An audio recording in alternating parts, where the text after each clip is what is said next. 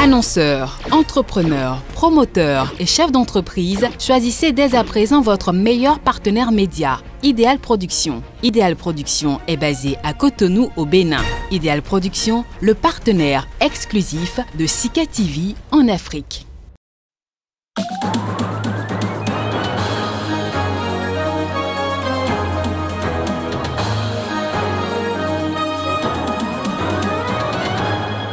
Le carnage continue en Ituri, en RDC, malgré l'état de siège.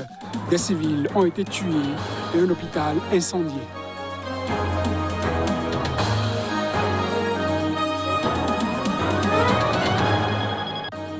Le Burundi observe une journée nationale de patriotisme. Le pays rend à l'occasion hommage à Pierre Nkurunziza, le défunt président.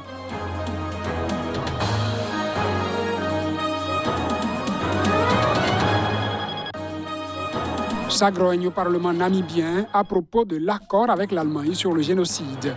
Les députés de l'opposition disent avoir été écartés.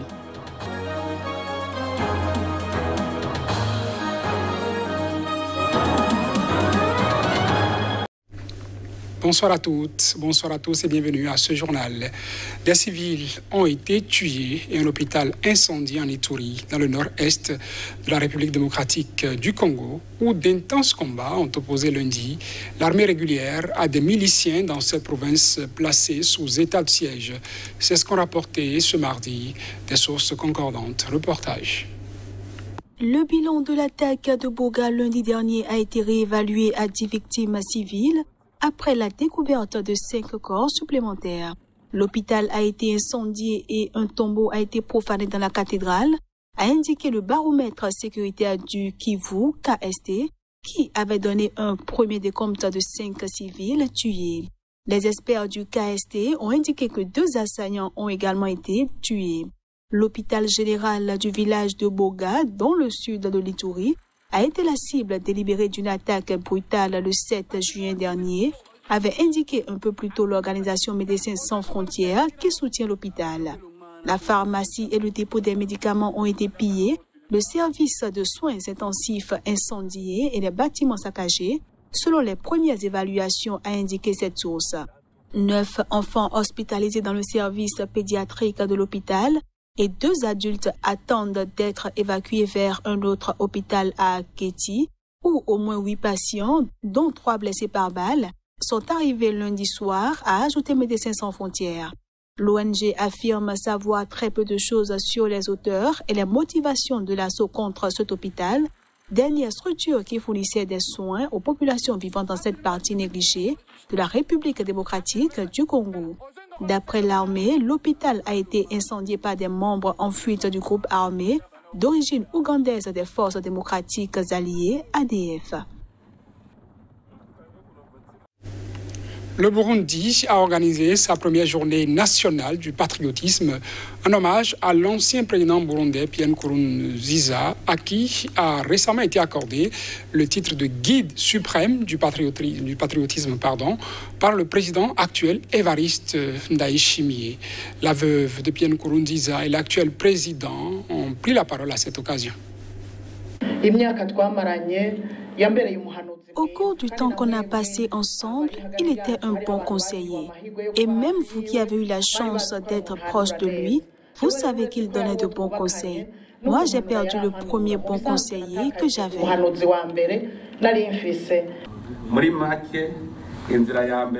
En peu de temps, il a commencé à faire développer le pays pour qu'il ressemble aux autres nations et prospère. Mais vous comprenez que le développement était difficile parce que nous étions en pleine réconciliation.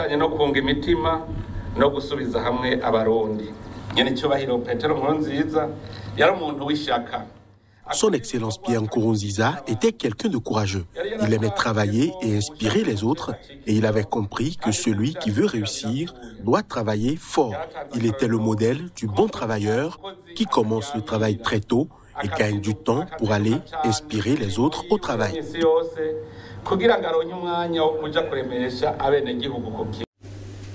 Au Tchad, à présent, le parti de l'un des principaux opposants à l'ancien président Idriss Déby Itno, mort en avril, a été autorisé par les nouvelles autorités dirigées par Mahamat Idriss Déby. C'est ce qu'a annoncé ce mardi la formation politique. Précision. Fondé en 2018 par Succès Masra, le mouvement Les Transformateurs n'avait jusqu'ici pas obtenu des autorités sa transformation en parti. Ceci au motif notamment que certains membres du bureau politique, trop jeunes, n'avaient pas l'âge requis.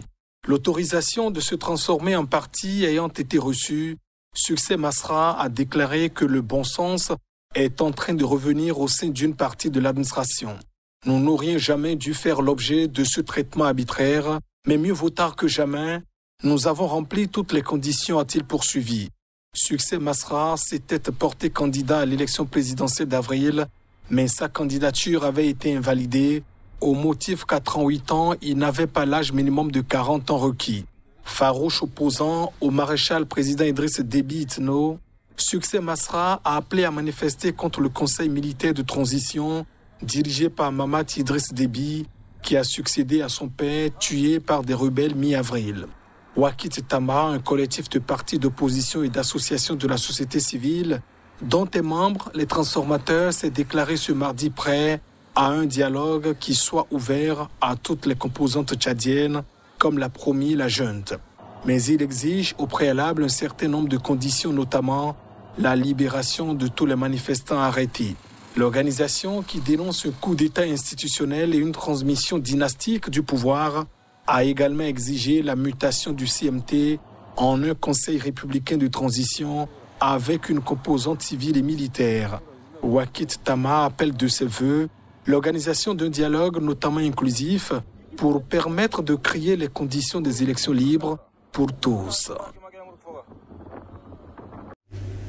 En Afrique du Sud, le ministre de la Santé, Zweli Mkhize, a été mis en congé spécial par le président Cyril Ramaphosa. C'est ce qu'a annoncé la présidence dans un communiqué.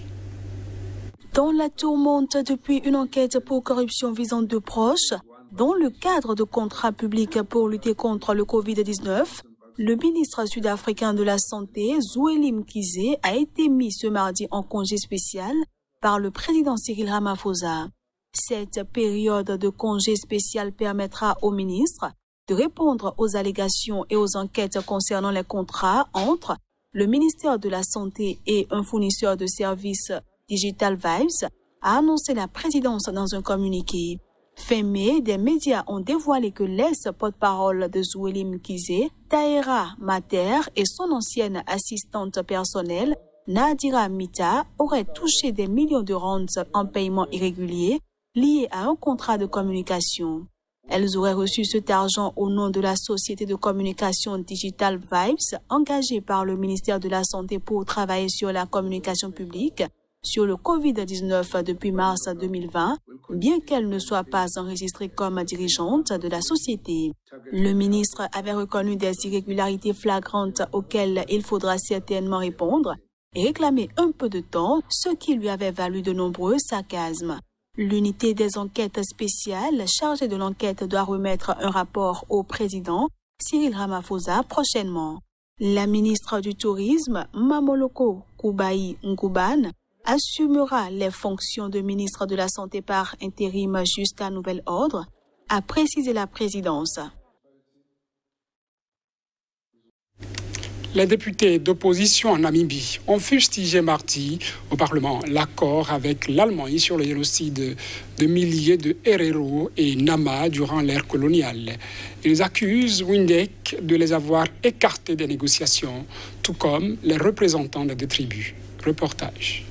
Le parti d'opposition Landless People Movement Namibia estime que les négociations entre les gouvernements namibiens et allemands ont abouti à un accord au rabais. Après plus de 5 ans d'âpres négociations, l'Allemagne a reconnu fin mai avoir commis un génocide sur ce territoire d'Afrique australe qu'elle a colonisé entre 1884 et 1815 et a annoncé le versement de plus d'1,1 milliard d'euros d'aide au développement sur 30 ans. L'accord accepté par le gouvernement namibien comme un pas dans la bonne direction est rejeté par de nombreux Namibiens, dont les représentants des communautés Herero et Nama, qui affirme ne pas avoir été invité à la table de négociation. Cet accord est aussi critiqué pour le montant de la compensation en aide, jugé insultant par les représentants des deux communautés. Selon le Premier ministre namibien, qui a appelé devant le Parlement à rester unis, les communautés concernées ont été pleinement consultées pendant les négociations. L'accord doit être signé par les ministres des Affaires étrangères des deux pays à une date qui n'a pas encore été fixée. L'Allemagne s'est également engagée à présenter des excuses officielles. La semaine dernière, le vice-président namibien a reconnu que la somme d'1,1 milliard d'euros était insuffisante, assurant qu'elle serait négociée au fur et à mesure de la mise en œuvre des projets. L'aide qui doit profiter aux descendants des deux tribus servira notamment à l'acquisition de terres, à la construction de routes en milieu rural, à l'adduction d'eau et à l'assainissement. 50 millions d'euros seront aussi consacrés à la préservation des archives du passé colonial de la Namibie. Les crimes commis dans le pays pendant la colonisation allemande empoisonnent depuis de nombreuses années les relations entre les deux pays. Audrey Azoulaï, directrice générale de l'UNESCO, a rencontré le président tunisien Kais Saied lors de sa visite à Tunis. Elle intervient dans le cadre du partenariat entre la Tunisie et l'UNESCO dans le domaine de l'éducation, de la culture et du patrimoine. Lundi, au premier jour de la visite de la directrice générale de l'UNESCO, Audrey Azoulaï, en Tunisie, qui dure jusqu'à ce mercredi, elle a appelé la communauté internationale à se mobiliser pour explorer et protéger le patrimoine subaquatique. Les principaux sites archéologiques de Carthage, situés dans la périphérie aisée de la capitale Tunis, sont régulièrement grignotés par des bâtiments résidentiels ou des constructions rudimentaires. Elle a annoncé des explorations prochaines au large de la Tunisie et de la Sicile sur les bancs de Skerki, où 5 épaves romaines datant d'une période comprise entre le 1er siècle avant Jésus-Christ et le 4e siècle après Jésus-Christ ont été découvertes par l'Italie en 2018.